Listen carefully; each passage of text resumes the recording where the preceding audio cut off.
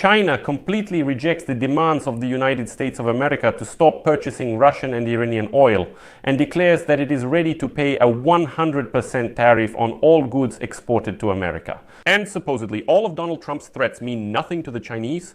And here comes the news that Donald Trump, as part of trade negotiations, is ready to make some concessions to China.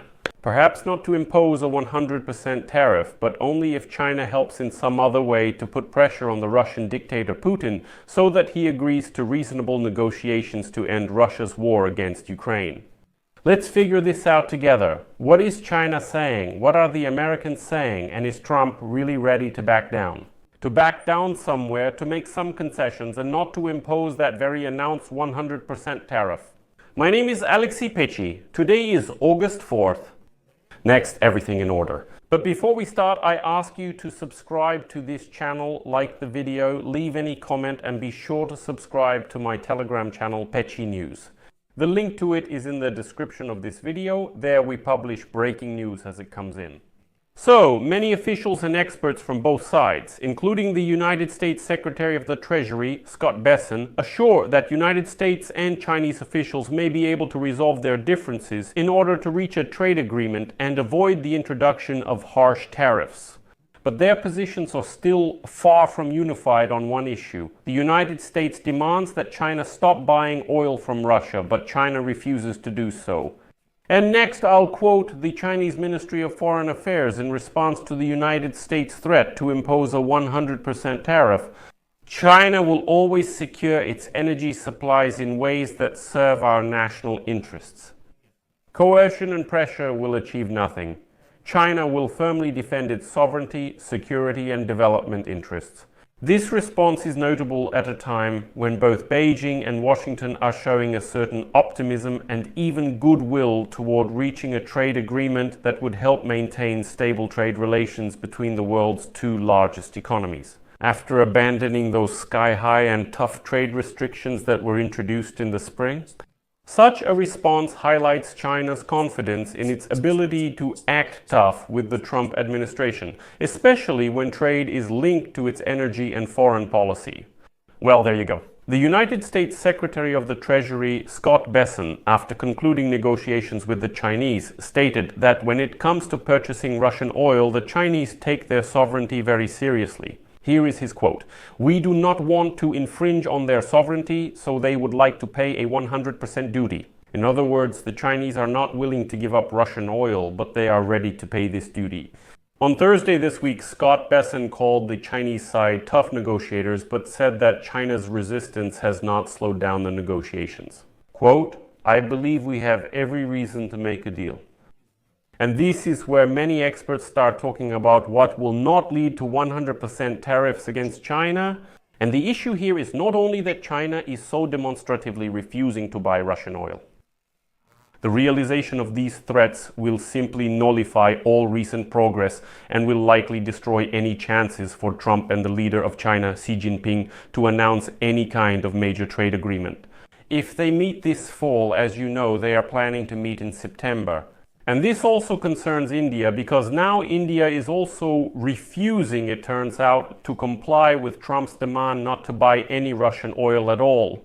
And India is saying that they were planning to sign this trade agreement by the fall. They say there is still time to hold consultations, discuss things, and so on and so on.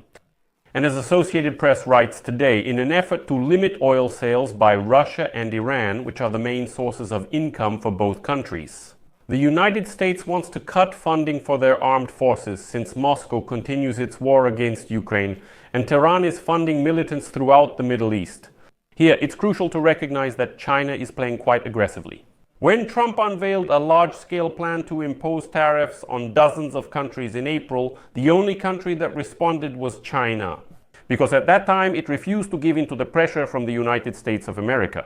And do you remember that story about 145 and 125% tariffs on both sides? Well, today many experts say that if the United States really intends to impose these huge tariffs, China will fight to the end. And this is China's consistent official position. They say they're not going to stop, and they might repeat exactly the same scenario that happened in April.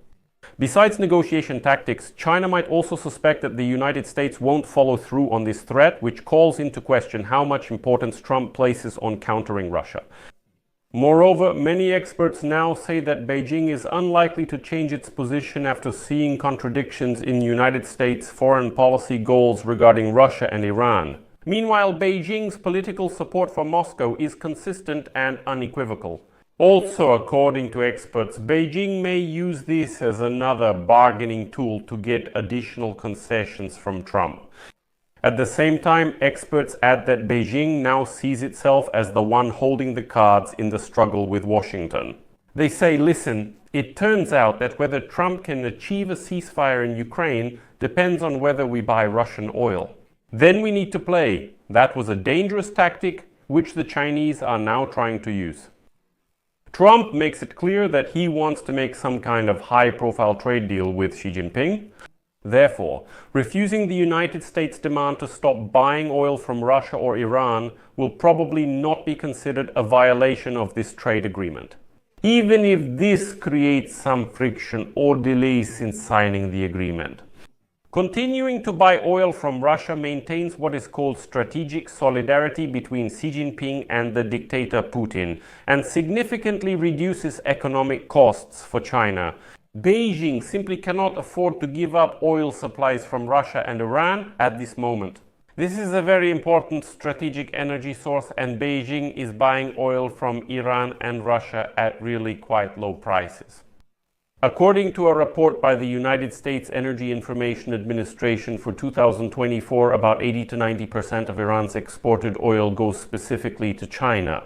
The Chinese economy benefits from importing more than 1 million barrels of Iranian oil per day. And after, in June, the Iranian parliament introduced a plan to close the Strait of Hormuz after United States strikes on Iran's nuclear facilities, China opposed the closure of this crucial oil transit route.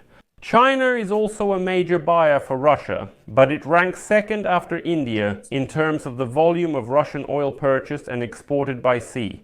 And according to researchers, in April, imports of Russian oil to China increased by 20% compared to the previous month, exceeding 1.3 million barrels per day. Last week, Trump announced that the United States would impose a 25% tariff on goods from India, as well as an additional import duty due to India's purchase of Russian oil. India's Ministry of Foreign Affairs said on Friday that relations with Russia are stable and time-tested. In other words, they are signaling their readiness to keep purchasing Russian oil. Trump makes it clear that for India, it is unacceptable to continue financing the war in Ukraine by buying oil from the Russians.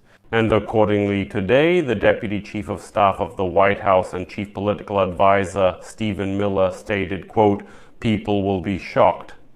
Upon learning that India is effectively aligned with China on the issue of purchasing Russian oil, the United States needs to take a realistic approach to the question of financing this war. In general, many experts now agree that China definitely won't make any concessions before August 8.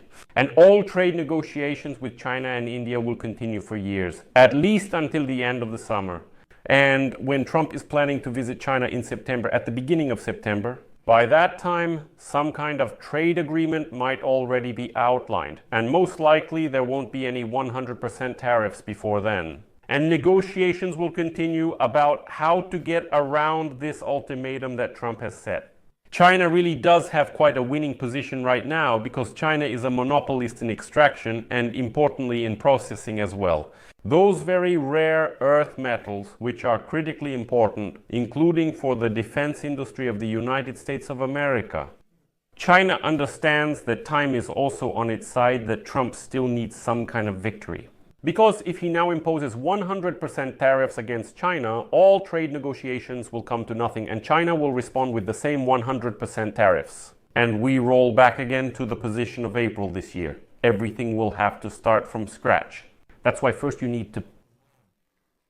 there needs to be some kind of alternative supply proposal for this Russian and Iranian oil, because it's very cheap for China to buy that crude oil from its vassals. That's why it's obvious now that there will be high expectations for Trump's position, for the White House's position, and how they will get out of this situation. It's possible that a 100% tariff will simply be introduced, but only on a certain group of goods. So it won't be exactly a 100% tariff on a specific group of goods. There are grave concerns that Trump will eventually declare that the Russia-Ukraine war is not his, but Joe Biden's war. I did everything possible and I'm washing my hands of it. I'm stepping out of this game completely. That would be the worst case scenario. But I'll leave it at that. Share your opinions and conclusions in the comments below this episode. Subscribe to the channel, hit the bell, and don't forget to like. That's all for now. Take care. Goodbye, everyone.